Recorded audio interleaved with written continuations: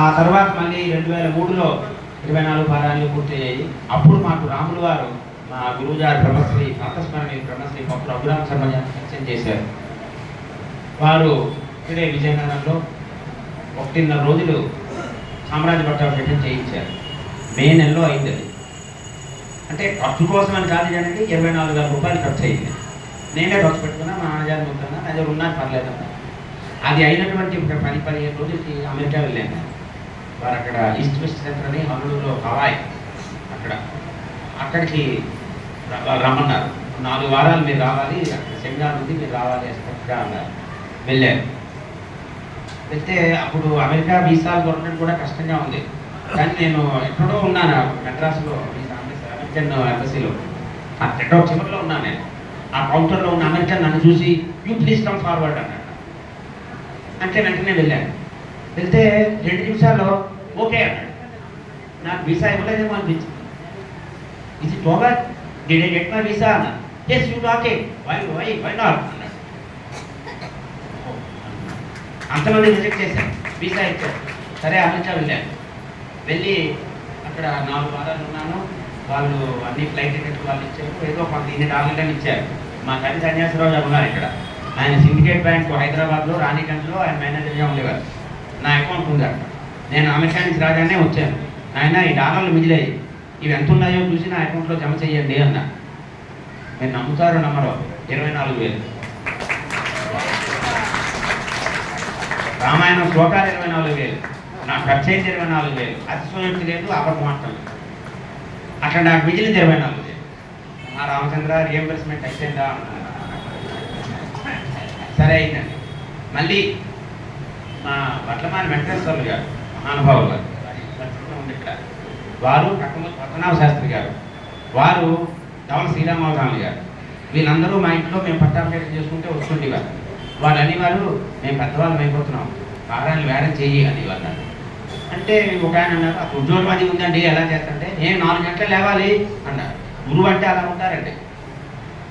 4 గంటలు లేచి చేస్తాడు, చేయకపోతే అలా అవుతాయి అన్నారు. ఇప్పుడు నాకు అనిపించింది అమ్మా ఇలా కాదండి. నెలకి 2 పారాయణలు, సంవత్సరానికి 24 పారాయణలు ఎప్పుడు జరుగుతుంటాయి. ఎక్కే ఫ్లైట్ దిగే ఫ్లైట్, వెళ్ళే దేశం వచ్చే దేశం ఇన్నున్నప్పటికీ పాకిస్తాన్లో చేశాను నా రామాయణం పట్టుకొని వెళ్ళి. చాలామంది నన్ను అడుగుతుంటారు ఏమంటే మేము కాశీ వెళ్తున్నాము, ఈ పారాయణ కాశీలోనే చెయ్యాలండి. కాశీలో చేస్తే కోటుకుంఠితం అవుతుంది. మీరు తీర్థరాత్రికి వెళ్ళి చెయ్యాలి. అప్పుడు మానేయడం ఏమిటి? భోజనం మానేసేవా, కాఫీ మానేసేవా, టీ మానేసేవా? ఇవేమి మానవా? పారాయణ మానేస్తావా? సరే అదేంటి 2004కి మళ్ళీ 24 పారాయణలు అయ్యాను. 48 పారాయణలు. మళ్ళీ గురువు గారు వచ్చారు 2003లో. ఆయన సామ్రాజ్యం సంకల్పం చెప్తుంటే శ్రీరామ మహాసామ్రాజ్యం వచ్చింది. ఆయన అన్నారు రామాజ్ఞ అయింది, మహాసామ్రాజ్యం అనుకున్నారు. సరే 2004 మళ్ళీ 48వ పారాయణ అవుతుంది. సామ్రాజ్య పట్టాభిషేకం నవంబర్లో ఎప్పుడో అనుకున్నాం. సరిగ్గా సెప్టెంబర్లో థాయిలాండ్ అక్కడ తులమంతన్ యూనివర్సిటీ అని బ్యాంకాక్లో ఉంది. వాళ్ళు మెయిల్ పంపించారు, ఇక్కడ 4 వారాలు సెమినార్ ఉంటుంది, మీరు రావాలి ఎక్స్పర్ట్గా అని. మీకు డిఏ ఇస్తాం, అన్నీ ఇస్తాం అని. సరే వెళ్ళాను. వెళ్ళి అక్కడ సరిగ్గా 4 వారాలు ఉండి వచ్చేసారు. మళ్ళీ వీళ్ళకి వెళ్ళాను సన్యాసరావు బాబు ఈ డాలర్లు ఉన్నాయి చూడండి.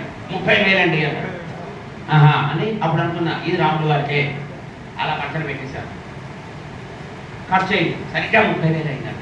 ఓ పైసా ఎక్కువ అవ్వలేదు, ఓ పైసా మిగలేదు. ఇంతకంటే మించింది చెప్తా. 3వది 2007వ సంవత్సరం మహాసామ్రాజ్య పట్టాభిషేకం చేయాలి. టీటీడీలో చేసాం.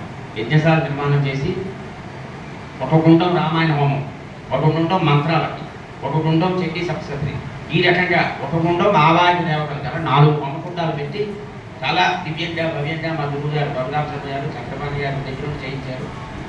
మా అదృష్టం అది. అప్పుడు ఖర్చు ఎక్కువ అవుతుంది మహాసామ్రాజ్యానికి. ఎలాగా ఏంటి తర్జన భర్జనలు అన్నీ అవుతున్నాయి. మా నాన్నగారు ఒకటనేవారు, మా గురువు గారు చక్రపాణి గారు ఒకటనేవారు. నేను అక్కడ చెప్పలేకపోయేవాడిని, ఇక్కడ చెప్పలేకపోయేవాడిని. 44 ఏళ్ళు నా వయసు. కుర్రాడు నీకేమి తెలిసిన అంటారు అందరూ కూడా కదా. అప్పుడు ఒక రోజు ఏడ్చాను రాములు గారి పారాయణ చేస్తున్నాను. ఏడ్చాను, స్వామి మరి పరీక్షలు పెట్టద్దు, నేను పట్టుకోలేను, నేను అనుకున్నాను. సరే అయిపోయింది. నేను ఢిల్లీ ట్రాన్స్ఫర్ అయిపోయింది. నాకు చక్రపాణి గారు అన్నారు అయ్యో ఢిల్లీలో అయిపోయావు, కొంచెం ఇబ్బంది అవుతుందన్నారు. ఏం లేదు నా సార్ రాముడే చూస్తాడు వెళ్ళడం. అప్పుడు హైదరాబాద్లో మా ఫ్లాట్ ఉండేది, అది అద్దెకి ఇచ్చాను. ఆ అద్దెకు ఆయన రోజు ఫోన్ చేశాడు, సార్ మీకు ఫారెన్ నుంచి ఏదో లెటర్ వచ్చిందండి అని. ఆ ఫారెన్ నుంచి లెటర్ ఏంటంటే, సరే మా ఆఫీస్ వాళ్ళు వెళ్ళారు, తీసుకున్నా, నాకు ఇచ్చారు, పంపించారు. చూశారు, అది European headquarters, European Union headquarters Brussels బెల్జియంలో, అక్కడి నుంచి వచ్చింది లెటర్. మిమ్మల్ని ఒక ఎక్స్పర్ట్గా పెడుతున్నాము అంటే, వాళ్ళు యూరోపియన్ వాళ్ళు ఎన్నో దేశాలకి ఫండింగ్ ఇస్తారు, హెల్త్ గురించి, ఎడ్యుకేషన్ గురించి ఫండ్స్ ఇస్తారు. ఆ ఫండ్స్ అప్లికేషన్లు వచ్చాయి, అవి రివ్యూ చేసి వీళ్ళకి ఇవ్వండి, వీళ్ళకి ఇవ్వద్దని చెప్పాలి. ఇది చెయ్యాలి, మీరు రావాలి, ఒక వారం రోజులు రావాలి, మిగిలిన పని అంతా మీరు ఆన్లైన్లో చేయాలన్నారు. అదేదో బాగుందిరా అనుకున్నాను. వెంటనే యాక్సెప్టెన్స్ పంపించారు, వాళ్ళు పంపించారు ప్రపోజల్స్. రాత్రి కూర్చొని చేసుకుంటున్నాను, ఆన్లైన్లో పంపిస్తుండేవాడిని. వారం రోజులు వెళ్ళారండి బెల్జియం. వెళ్తే వాళ్ళు అందరూ యూరోపియన్స్, యూరోప్ నుంచి బయటకు వెళ్ళి ఒక్కడే, అందరూ ఉదయం సాయంత్రం వెళ్ళిపోయేవారు. విశాఖపట్నం, విజయనగరం, యూరోప్ చాలా చిన్న కాంటినెంట్. స్విట్జర్లాండ్ నుంచి అక్కడి నుంచి ఉదయం ట్రైన్లో వచ్చేవారు, 10 గంటలు వచ్చేవారు, సాయంత్రం మళ్ళీ వెళ్ళిపోతుంటారు. Visakhapatnam, Vizianagaram up and down చేసినట్టు. నేను అడిగాను, ఎందుకు నడిపించారు మీరు? ఇంటర్నెట్లో చెక్ చేసాము, ఎవరున్నారు ఎక్స్పర్ట్స్ అని, మీ పేరు వచ్చింది, మిమ్మల్ని పిలవాలనిపించింది. రామచంద్ర ఇలా అనిపించేవా అనుకున్నానండి. సరే వచ్చాను, మళ్ళీ ఇండియాకి వెళ్ళా.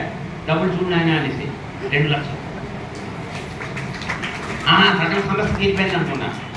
ఆ తర్వాత ఒక 4 రోజులకి మా ప్రెసిడెంట్ వచ్చాడు, బెంగళూరులో ఉండేవాడు ఆయన వచ్చాడు, వచ్చి నన్ను పిలిచి నేను అక్కడికి ఢిల్లీ వెళ్ళేటప్పటికి 4 కోట్లు ఉండేది మా బిజినెస్కు. నేను 10 కోట్లు చేశాను. 10 కోట్లు చేస్తే ఆయన అన్నాడు, యూఆర్ వెరీ హ్యాపీ, నీకు స్పెషల్ బోనస్ ఇస్తున్నావు అన్నాడు. 1,00,000 బోనస్ ఇచ్చాడు. అప్పుడు నేను అంటున్నా, చట్టపాడి అడిగాను, 3 లక్షల్లో అయిపోతుంది అన్నారు. నా దగ్గర 3.5 లక్షలు ఉన్నాయండి, రాములు వారు ఇచ్చారు, ఇంకెవరిని అడగద్దండి అన్న. ఎందుకంటే రాములు వారు ఇంత ఇచ్చినా ఇంకా అందరినీ తెలియని అడుగుతున్నావు ఏంట్రా అనుకుంటారు. నేను వీటితో చేస్తాను. మా నాన్నగారు కూడా చెప్పారు, మీ దగ్గర కూడా నేను పైసా పుచ్చుకోను, అహంభావం కాదు, అహంకారం కాదు, రాములు వారు అనుగ్రహించారు కాబట్టి ఆ దాంట్లో చేస్తారు. ఆ రకంగా మనం అడుగు వేస్తే 9 అడుగులు తీసుకెళ్తారు. దయచేసి విశ్వాసం ఉంచుకోండి. విశ్వాసం ఉంటే మీ అందరూ రామ సామ్రాజ్యాలు చేస్తారు, మహాసామ్రాజ్యాలు చేస్తారు. మీరు చెయ్యాలి. నా బొట్టి వాడితే ఇంత రామానుజులు చదివితే ఇలాంటి మహనీయులందరికీ కూడా రామానుజులు ఎందుకు కలగదు అనే విషయం నొక్కి పట్టాన్ని చెప్పడం కోసం నా స్వానుభవం మీద చెప్పాను తప్పిస్తే ఏదో నా గురించి నేను చెప్పుకోవాలనే ఉద్దేశం కాదు. దయచేసి ఒకవేళ నేనేమైనా పొరపాటుగా చేస్తే మన్నించవలసిందిగా ప్రార్థన. జై శ్రీరామ్.